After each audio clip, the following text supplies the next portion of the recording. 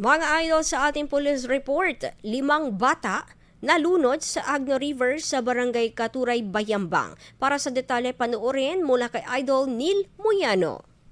104.7 IFM Report. 5 bata ang nalunod sa Agno River sa Barangay Katuray, Bayambang, Pangasinan bandang alas 4:08 ng hapon noong Pebrero 26, 2026. Batay sa paunang ulat, naliligo umano ang naturang grupo sa ilog nang tangayin ng malakas na agos. 2 nakaligtas at agad na humingi ng tulong habang isang babaeng survivor ang nasa ospital at patuloy na ginagamot.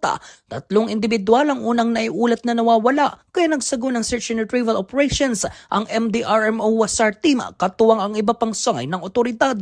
Na-recover ang unang biktima bandang alas 5:30 ng hapon at kinabukasan ay natagpuan ang 2 pang nalunod. Ayon sa lokal na pamahalaan, nagpapatuloy ang pagbibigay ng tulong at psychological first aid sa mga apektadong pamilya. Nagpaalala rin ang mga otoridad sa publiko na umiwas muna sa pagligo sa ilog dahil sa posibleng panganib. Kasama mo mula rito sa FM News Takupan, ito si Idol Neil Muyano, Tadak IFM. IFM News. IFM News. IFM News.